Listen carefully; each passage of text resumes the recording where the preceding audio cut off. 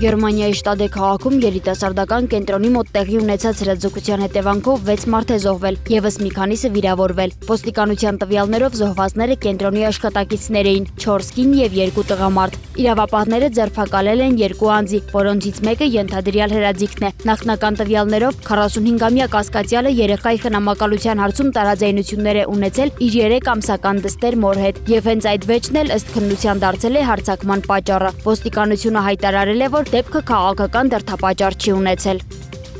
Մոնակոյում ըստ տեղական լրատվամիջոցների մահափորձ է իրականացվել ուկրաինացի գործարար Վադիմ Երմոլաևի դեմ։ Նախնական տվյալներով անհայտ անձը բնակելի շենքի մուտքի մոտ է թողել ինքնաշեն պայթուցիկ սարքով պայուսակ, որից հետո հեռացել է դեպքի վայրից։ Պայթյունի հետևանքով տուժել է 3 մարդ՝ Վադիմ Երմոլաևը, մի կին եւ դեռահաս։ Լրատվամիջոցների փոխանցմամբ 2 մեծահասակները գտնվում են ծայրահեղ ծանր վիճակում, իսկ զոհերի մասին տեղեկություններն առայժմ չկան։ Իրավապահները հետաքննում են միջադեպի բոլոր հանգամանքները։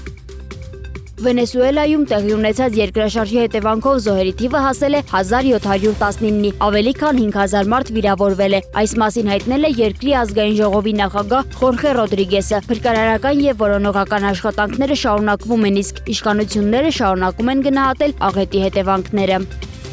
Ամերիկայի Միացյալ Նահանգների նախագահ Դոնալդ Թրամփը հայտարարել է, որ ամերիկյան պատվիրակությունը մեկնում է Կատար, որտեղ նախատեսվում են բանակցություններ Իրանի հետ։ Նրա խոսքով Դոհայում կայանալիք հանդիպումը կարող է կարևոր լինել, սակայն ընդգծել է, որ ռազմական առումով Ամերիկայի Միացյալ Նահանգներն իր գնահատմամբ առավելություն ունի։ Թրամփը նաև նշել է, որ բանակցությունների գլխավոր թեման Իրանի ապամիջուկայնացումն է, հավելելով, որ Թեհրանը համաձայնել է միջուկային զենք չստեղծելու պահանջին։ Մենք չենք ուզում, որ նրանք միջուկային զենք ունենան, եւ նրանք դա չեն ունենա, հայտարարել է Ամերիկայի Միացյալ Նահանգների նախագահը։